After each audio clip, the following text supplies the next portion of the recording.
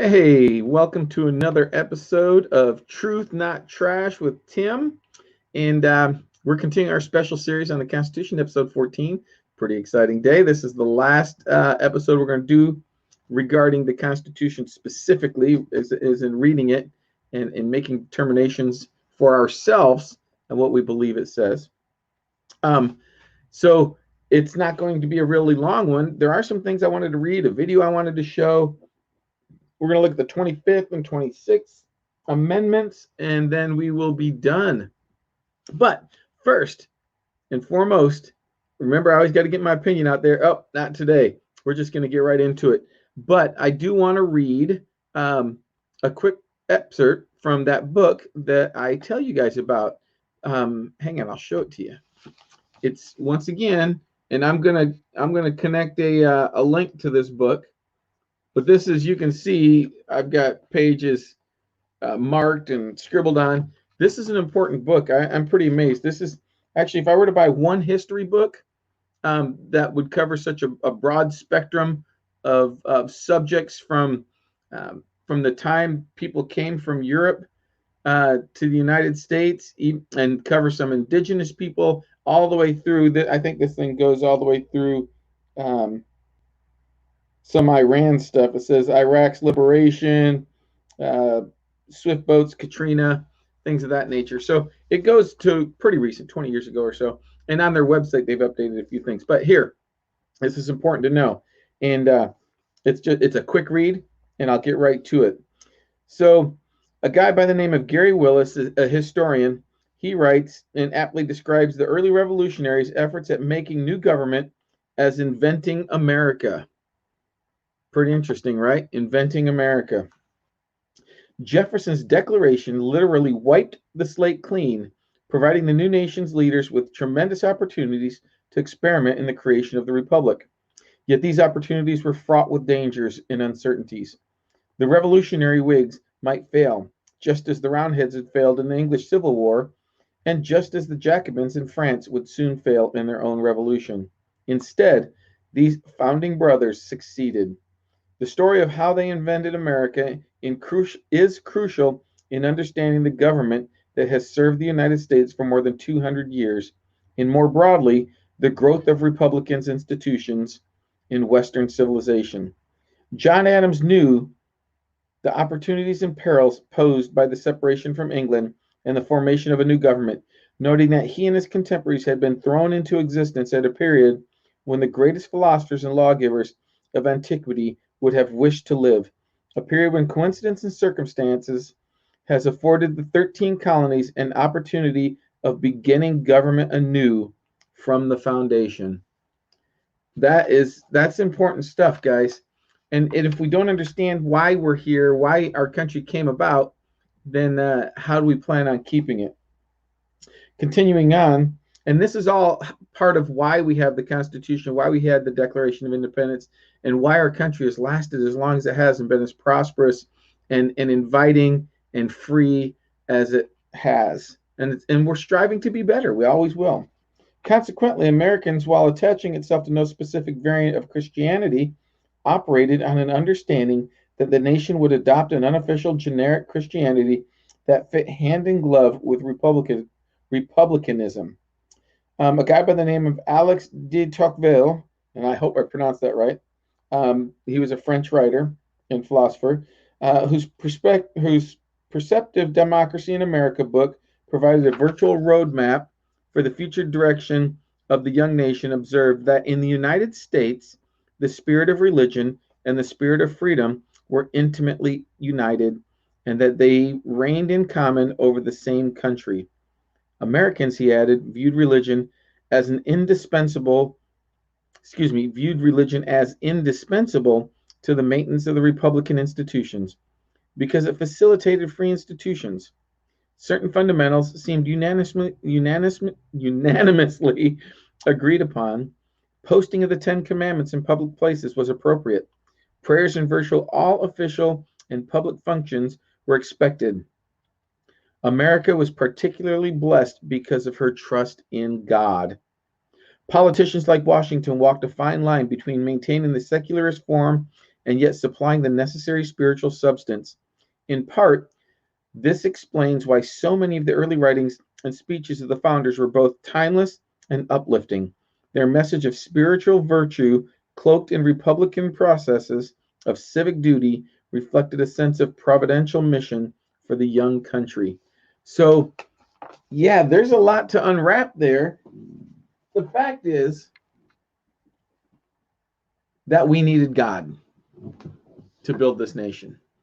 We wouldn't be here today if it wasn't for our trust and belief in God and Jesus in this instance, and based on the writings. And I dare you to go back and find a founding father, or somebody who helped put this nation together, or even people at the beginning of this nation who didn't believe that. And so these are important things that we need to know, because without this moral standing, without this uplifting thought pattern, without this guiding set of principles, who are we? Right? Who are we? We need those things to stay on the path and to continue to try to strive to be better. All right. So what did we talk about?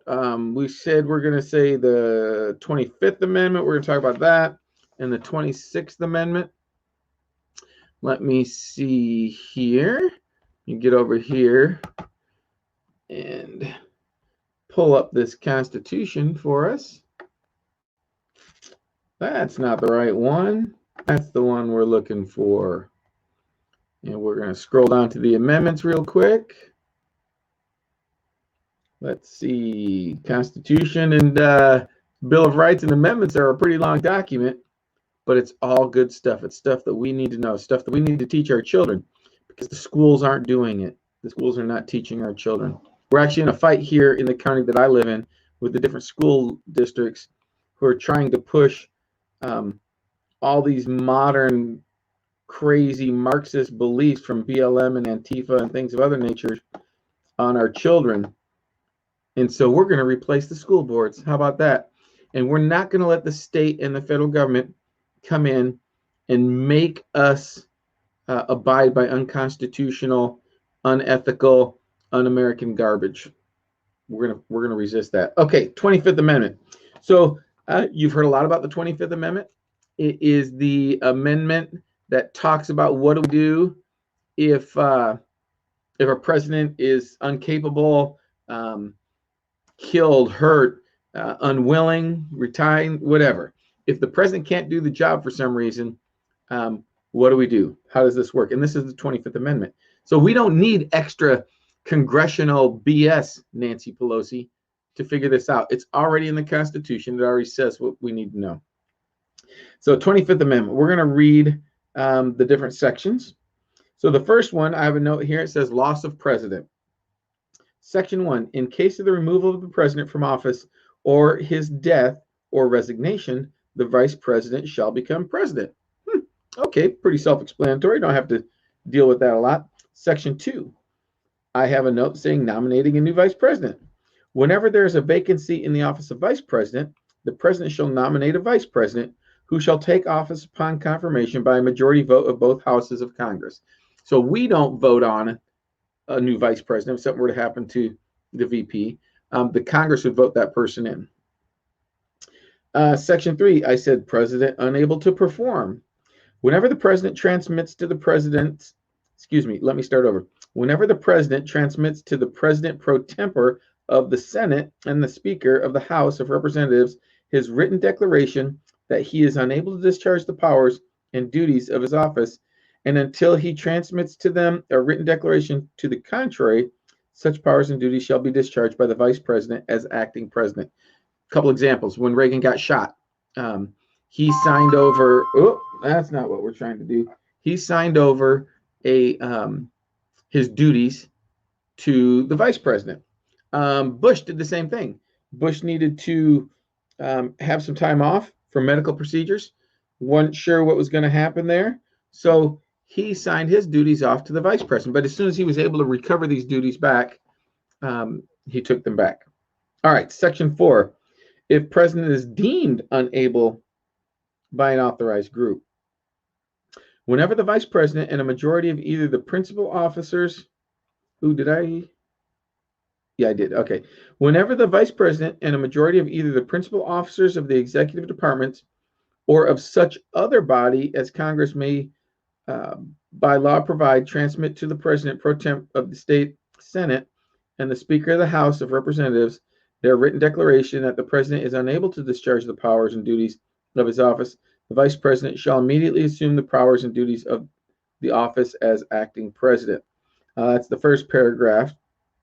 And so basically what it says is if he's deemed unable to perform, and it talks about how that is done, it has to be done by the Congress, the Senate, the Vice President, a large majority of the Executive Committee, things of that nature.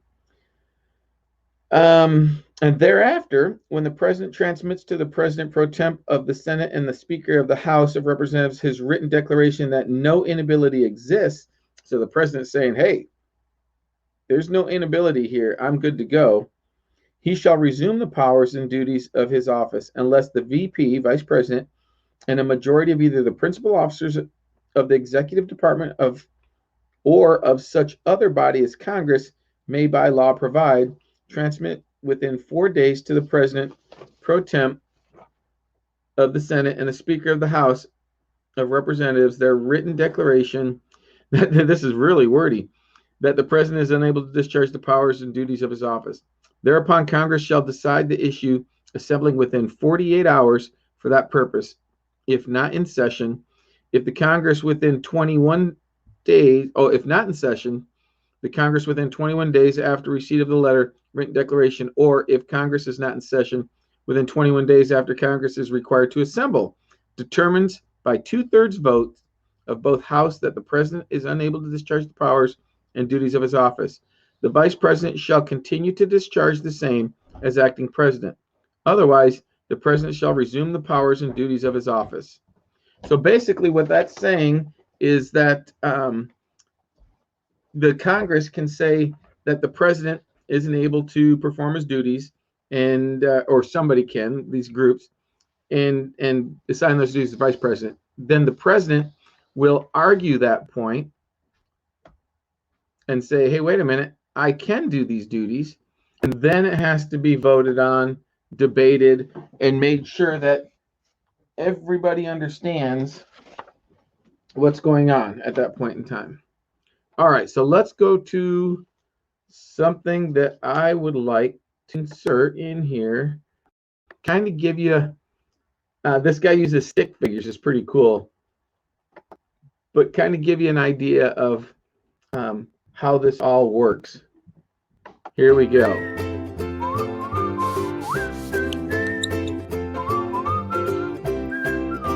Those of us who cover Washington don't often get asked by our friends about provisions in the Constitution. But I've gotten the same question several times in recent weeks, and so have some of my reporter colleagues. What's the deal with the 25th Amendment? And is it really an option for removing Donald Trump from the presidency? The very short answers: the 25th Amendment mainly addresses two different matters: vice presidential vacancies and presidential disability. And while, yes, the provisions could theoretically provide a way to remove Trump from the Oval Office, as a practical and political matter, that is highly unlikely. The amendment sailed through Congress, got ratified by the states, and added to the Constitution 50 years ago, mainly as a reaction to the Kennedy assassination and heightened tensions of the Cold War.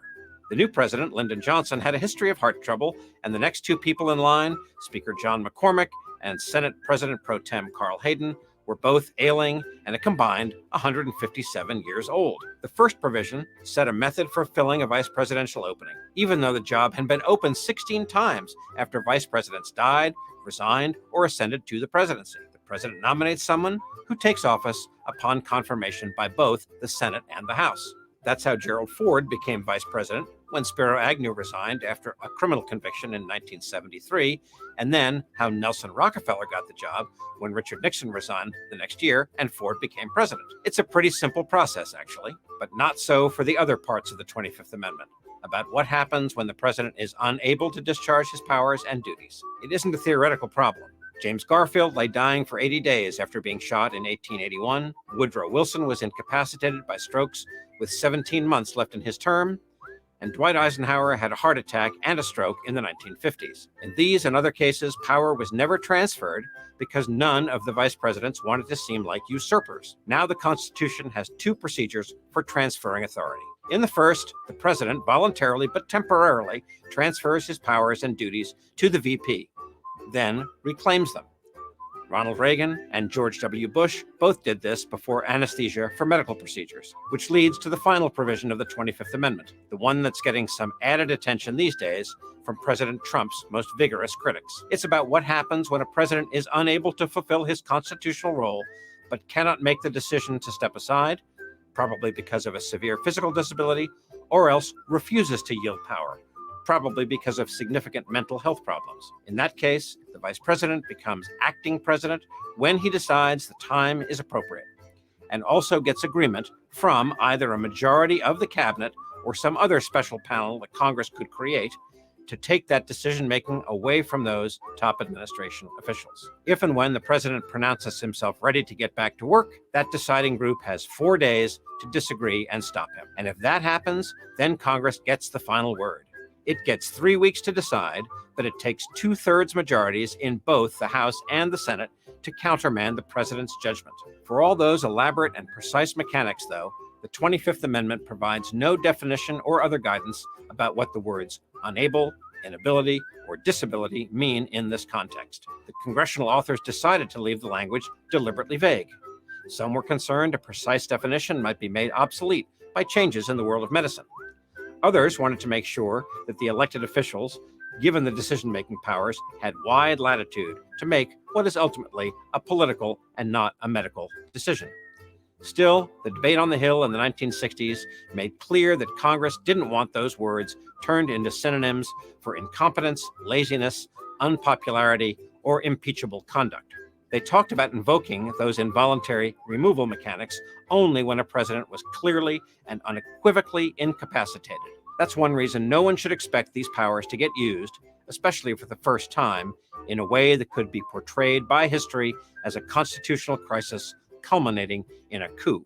That, plus there's the fact that a presumably politically loyal vice president would be the essential actor in any use of the 25th Amendment. And in the end, it would take bipartisan supermajorities in Congress to move the president aside. The current dynamic among President Trump, Vice President Mike Pence, and the GOP majorities in the House and the Senate do not suggest much viability at all for the 25th Amendment option. Yeah, so this was an older video.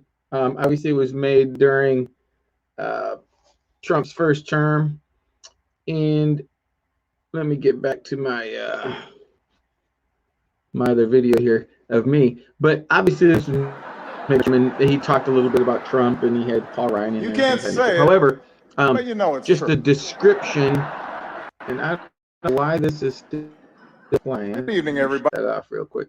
Just the description of the 25th Amendment was pretty good, I thought, with the whiteboard and the explanation. So I figured that gave it a little bit extra oomph. All right, let's talk about the 26th Amendment. Or let's go back to the 25th Amendment real quick. So all of this trying to get rid of President Trump for the last 4 years has been really bad for our nation. Whether you like Trump or not, what the Democrats tried to do essentially caused what's going on right now, because they tried so hard to get rid of this guy for so long, and they lied so much and made so much up that nobody can believe what's going on, and then nobody can believe what they say anymore. It's like the boy who cried wolf, right?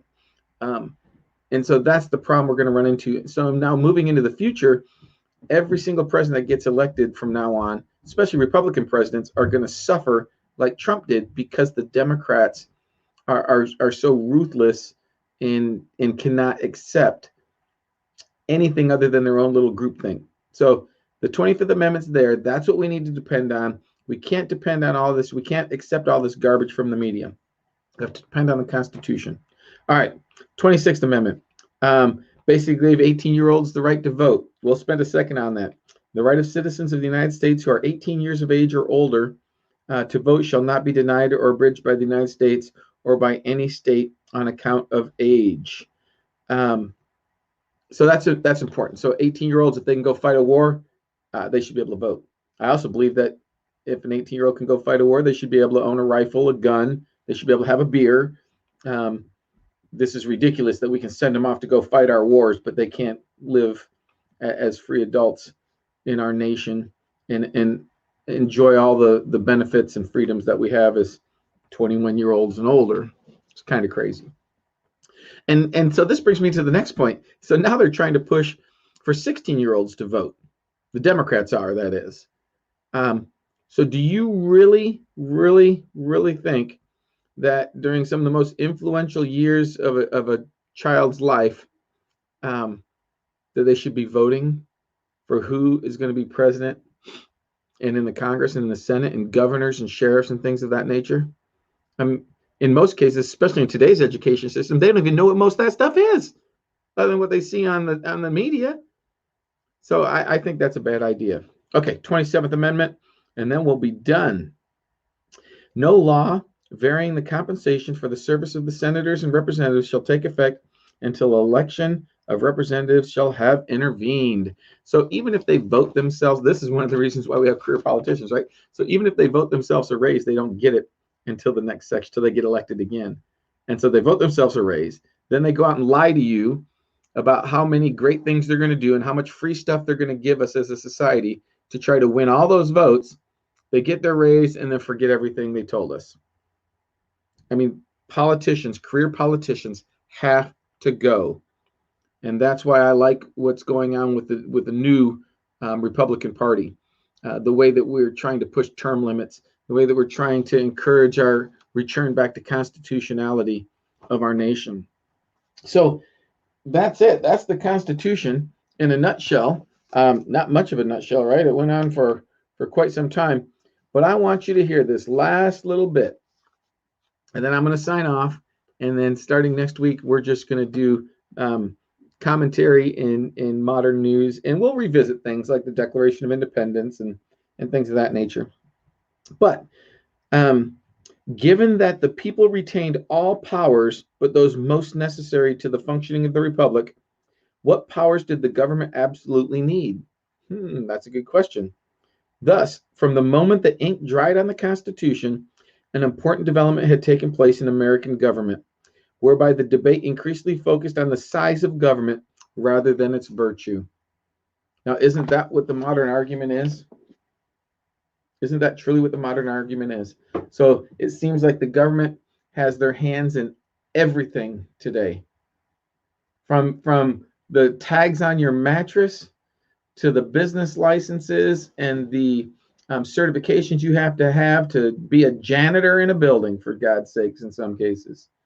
The government has control of just about everything. And that's not what the Constitution wanted. The Constitution limited the government. We, the people, allowed the government to overstep its bounds. And it's up to us, we the people, to bring that government back in, to rein it back in, and put it back into a constitutional state of governance. All right. With that said, that's the Constitution. I hope you enjoyed it. I know it's tough, it's long, but it's worthy and it's worthwhile, and it's what's kept our nation great. It's what's caused our nation to become that shining beacon on the hill. And if we use it and stick by it and continue to live by it, we will continue to be the greatest nation on God's green earth, and we'll move forward. If we don't, all bets are off. All bets are off. All right, so that's it for me. That's it for our special on the Constitution. I appreciate you watching. Please like and share and give it to everybody you know, and we'll get on to some other aspects and some other ideas moving forward. All right, that's it from TNTT, Truth Not Trash with Tim. You guys have a great evening. God bless you. God bless America. And God bless everybody who's watching this video and participating in our democracy. You have a great night. Good night.